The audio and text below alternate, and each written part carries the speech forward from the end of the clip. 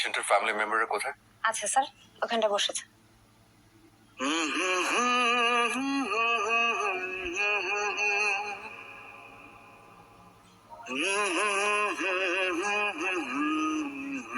Sir, উনি পেশেন্টের wife. স্যারের কথা বলেছিলাম, সানিয়া স্যার। 2 ঘন্টা পর স্যার সার্জারি করবেন। না, উনি করবে না। কি বলছেন? স্যার তো করবেন বলেছেন। না না না, উনি করবেন না। আমি চাই না উনি সার্জারিটা করুক। উনি আমার হাজবেন্ডকে মেরে ফেলবে, মেরে ফেলবে। দেখেন, আপনি অন্য কার্ডিয়াক সার্জনকে কল করেন। আর যদি না পারেন তাহলে আমি আমার হাজবেন্ড কোনো জায়গায় নিয়ে যাব। আপনি আমাকে বলেন আপনি কি করবেন। ম্যাডাম, আমি বুঝতে পারছি আপনি অনেক টেনশন আছেন। টেনশনে কি সব বলছেন। স্যার কেন আপনার হাজবেন্ডকে মেরে ফেলবেন? সরি স্যার, কিছু মনে করবেন না। আমি জানি উনি মেরে ফেলবে। আমি আমি আমি জানি তো উনি আমার হাজবেন্ডকে মেরে ফেলবে। দেখেন, আপনি একটা মানুষকে পুরোপুরি চিনতে পারেন না। একটা মানুষের যতটুকু দেখা যায় তার আগে অনেক কিছু থাকে। আপনি আপনি জানেন না। আপনি অন্য কাউকে কল করেন, প্লিজ। অন্য কাউকে কল করেন, আমার হাজবেন্ডকে বাঁচান। কিন্তু উনি সার্জারিটা করবে না, প্লিজ প্লিজ। দেখুন, please please please please please. আমি শান্ত আছি, আমি শান্ত আছি, কিন্তু উনি আমার হাজবেন্ডের অপারেশন করবেন। আপনি অন্য কাউকে ম্যানেজ করেন। আপনি একটু শান্ত হন। আমরা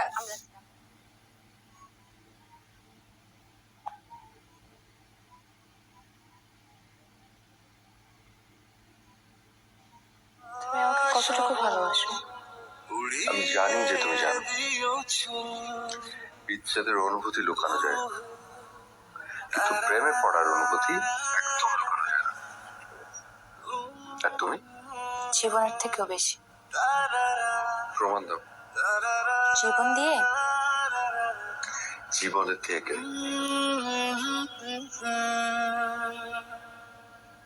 আমি ভরসা, তুমি হলে বকুল। কি সুন্দর একটা বাতাস এসে মুখের উপর দিয়ে চলে যাচ্ছে।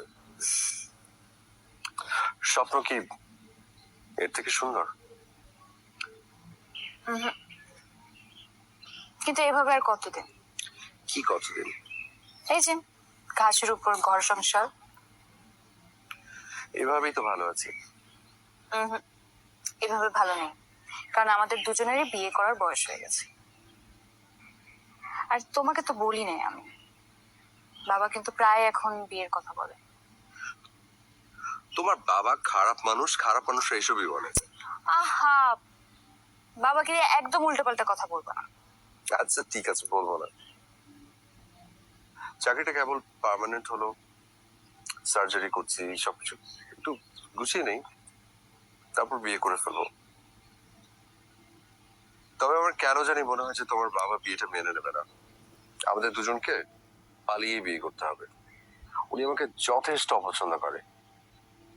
আমি এসবের কিচ্ছু বুঝি না। তুমি বাবাকে কনভিন্স করো।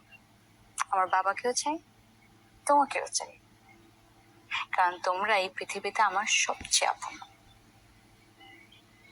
হাই, কি অবস্থা? পার্টি কবে হবে? কিসের পার্টি? আরে ঢাকা থেকে এত বড় প্রস্তাব, দেশের সবচেয়ে বড় কার্ডিয়াক হসপিটালে কাজ করার সুযোগ, এর জন্য পার্টি দিবেন না? এটা অবশ্যই অনেক বড় একটা ব্যাপার, কিন্তু এই শহরটা আমার ভীষণ প্রিয়। আর তার থেকে প্রিয় এই শহরের মানুষগুলো। আমি আসলে তাদের জন্য কিছু একটা করতে চাই। আমি কোথাও যাচ্ছি না তাদেরকে ছেড়ে। এই শহরের মানুষ, এই আলো বাতাস। কিন্তু এই হাসপাতালে যেভাবে দুর্নীতি বেড়ে চলেছে, আপনি চাইলেও কি ঠিক মতো রোগীর সেবা করতে পারবেন? দেখলেন না সেদিন ইলেকট্রিসিটি চলে যাওয়ার পরে 20 মিনিট লেগেছে জেনারেটর আসতে, আর ওটিতে তো একজন পেশেন্টের বাচ্চা মারা গেছে। এই আধা পঙ্গু জেনারেটর দিয়ে আর কতদিন যে চালাবে? সেটাই, এটাই একমাত্র সমস্যা। মানব সেবার মতো একটা জায়গায় দুর্নীতি, এর থেকে খারাপ আর কি হতে পারে? আমার মনে হয় আমাদের সবাইকে এক হয়ে কমিটির সাথে কথা বলতে হবে। একদম ঠিক। হ্যাঁ, আপনি তাহলে ব্যবস্থা করেন, আমরা আসেন দেখি। আর ওই যে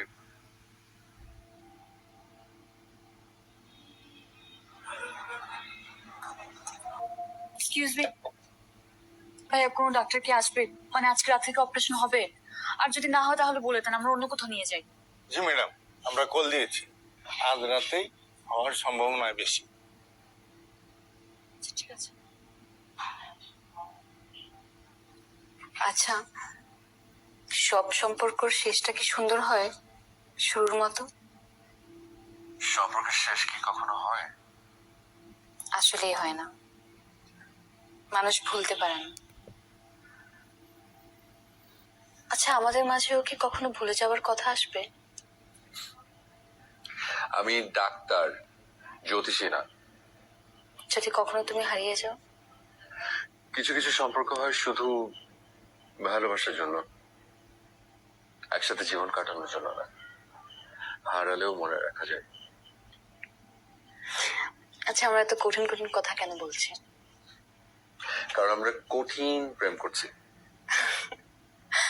কঠিন প্রেম সিনেমা আছে এই নামে। কঠিন প্রেমের জ্বালায় মন বসে না পড়ার টেবিলে। বলবো কথা বাসর ঘরে, তার আগে চাই কোটি টাকার খাবে। তুমি এত সিনেমা না করে কি করবি?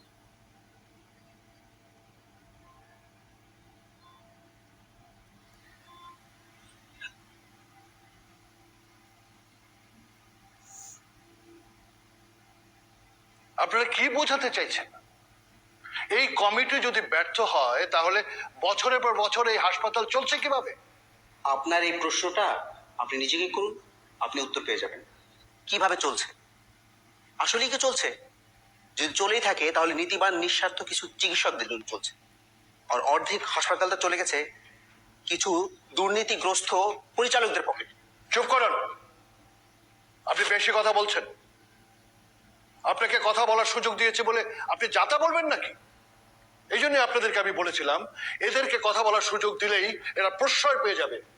I am sorry director sir, উনি কিন্তু একটুও বাড়ি বলেননি, বরং আপনাদেরকে সম্মান দেখিয়েছেন। আপনাদেরকে সম্মান দেখিয়েছেন আপনাদের নামটা না বলে। আর প্রশ্রয়ের কথা বলছেন, প্রশ্রয় তো আমরা আপনাকে দিয়েছি, আপনাদের সবাইকে দিয়েছি, আরো আগে এসব নিয়ে কথা না বলে। কি বলতে চান ক্লিয়ার করে বলেন।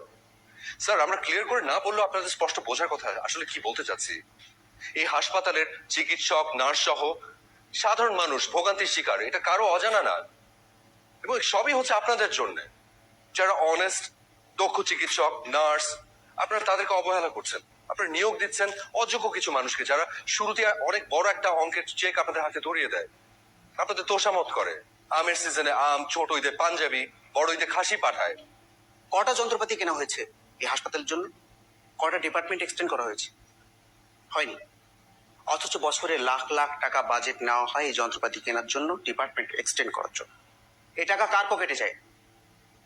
কেন আমরা রোগীর চিকিৎসা করার সময় প্রয়োজনীয় জিনিসপত্র, মেডিসিন পাই না? তাই না, ঠিক আছে। ঠিক নাই। কি হয়েছে বলো? বলো কি হয়েছে, আমি সলভ করেছি। আচ্ছা, এটা খারাপ মানুষের ঘরে তোমার মতো ভালো একটা মেয়ে কিভাবে হয়? প্লিজ বাবাকে নিয়ে কোনো কথা বলবো না। আমি বলতে চাইনি, তুমি বলেছো আমাকে। তুমি বাবাকে অপছন্দ করো, সেটা আমি বুঝি। তোমার বাবা কি কি করে সেটা জানলে তুমিও তাকে অপছন্দ করবে।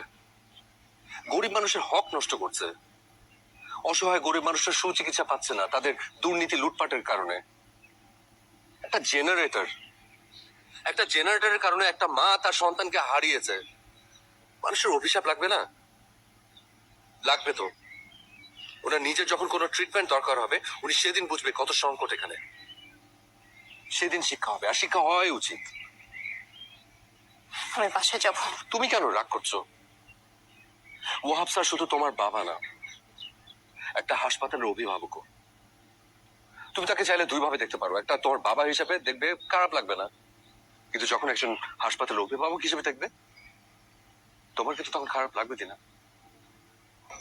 আর মিথ্যে কিছু বলিনি, যেটা সত্যি তাই বলেছি। আমার মেয়েকে তুমি এসব কথা বলতে পারো না। আপনার কোনো কিছু জানার অধিকার আপনার মেয়ের না থাকতে পারে, কিন্তু আমার সবকিছু জানার অধিকার কিন্তু দিনার আছে। চুপ করে স্টপ ইট। তোমার কোনো অধিকারই নেই। আমি বেঁচে থাকতে আমার মেয়েকে আমি তোমার ঘরে দিচ্ছি না। এই ছেলেই আমার জীবন নেবে। রহমান সাহেব, কালকে হসপিটাল থেকে সানিয়াতকে বের করে দেবো। কি বলতেছেন? ঠান্ডা তো ফাইনালকে ছাড়া কি হসপিটাল চলবে? চলুক বা না চলুক, ও এমন কি হয়ে গেছে? আমরা নতুন ডাক্তার অ্যাপয়েন্টমেন্ট দেবো, আপনি কালকে ওকে বলে দেবেন হসপিটালে ওকে আসতে হবে না, ঠিক আছে? ওকে যদি আপনাদের এতই দরকার হয় তাহলে ওই থাক, আমি আপনাদের সাথে নেই। হয় ও থাকবে, না হলে না হলে আমি থাকবো।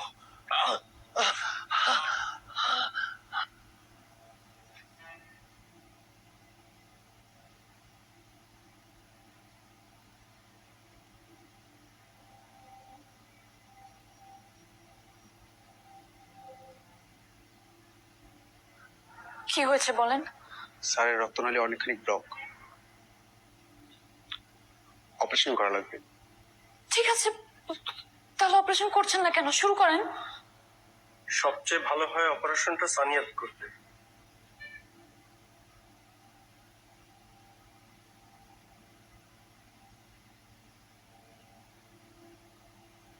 প্লিজ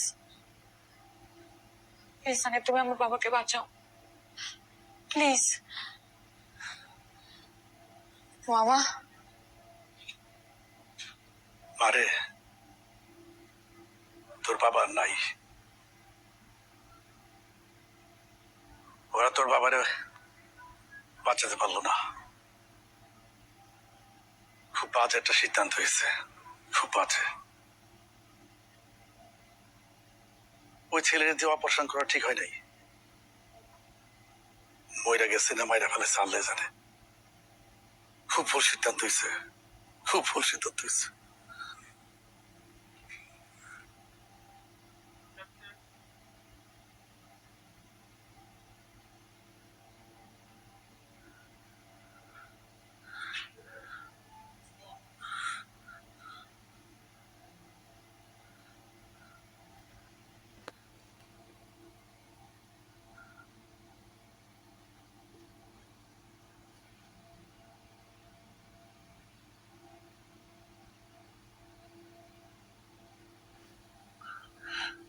দিনা, আই এম সরি।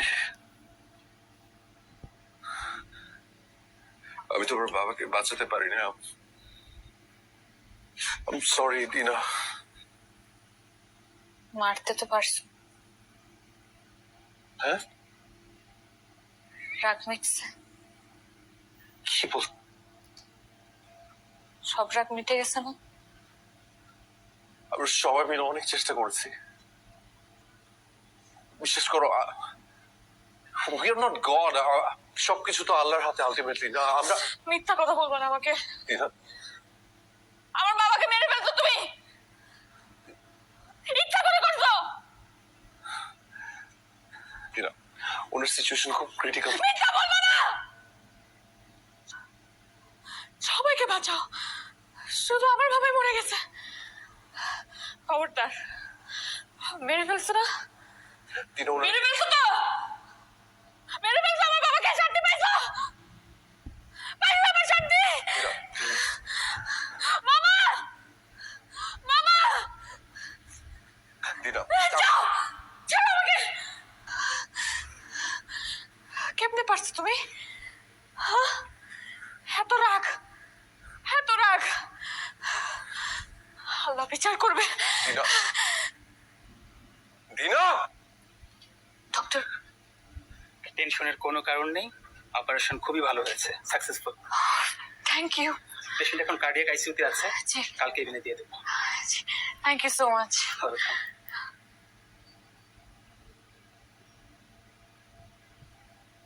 একটু পরেই আমরা চলে যাচ্ছি।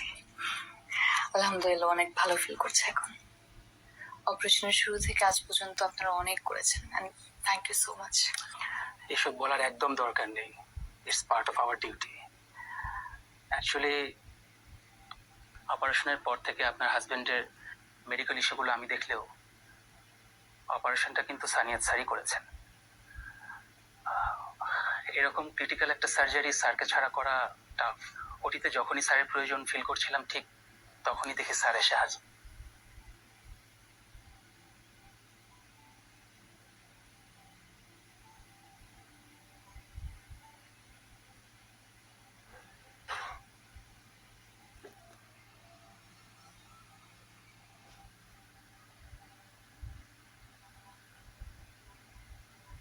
বলে না, জীবন মৃত্যু আল্লাহর হাতে।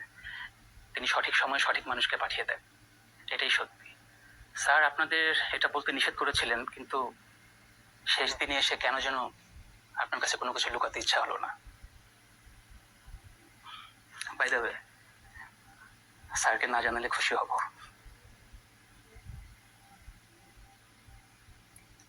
ওনার বাসা কোথায়? আই মিন ওনার ফ্যামিলি, ওয়াইফ। না না, স্যার তো বিয়ে করেননি। উনি কোন রুমে বসেন? আপনি আমাকে একটু নাম্বারটা বলেন। স্যারের রুম নাম্বার হচ্ছে 407, কিন্তু আজ তো শুক্রবার, শুক্রবারে স্যার চেম্বার করেন না। এভরি ফ্রাইডে স্যারের নিজের করা একটা হার্ট ফাউন্ডেশন আছে, ওখানে তিনি বিনামূল্যে রুগী দেখেন। ঠিকানাটা? পুরো ময়লা টয়লা হয়ে কতগুলো ধুয়ে ধুয়ে বিয়ে করে রাখবা। সপ্তাহে একদিন বা এরকম 4-5 দিন পর একদিন দিলেই হবে, বুঝছো? আর এই যে দেখো এগুলো সমস্ত কিছু ময়লা, আর এই যে দেখো এই গ্রিল টিল এগুলো সব কিছু যে ময়লা হয়ে আছে এগুলো সব ঠিক করবা। পুরোটা এটা পরিষ্কার করতে হবে পুরো জায়গাটা, ঠিক আছে?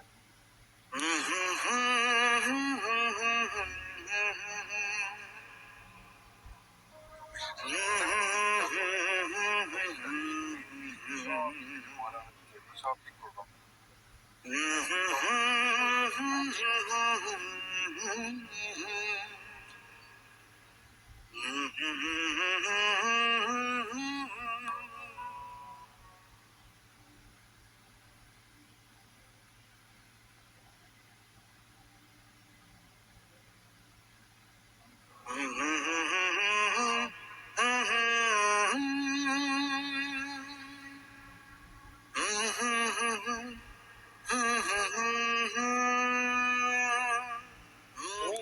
কাঁদছো কেন?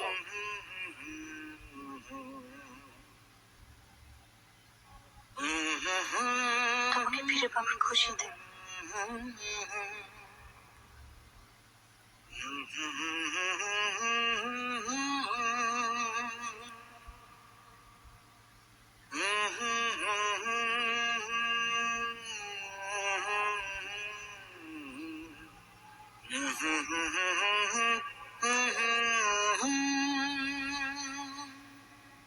মনটা কেমন জানে করে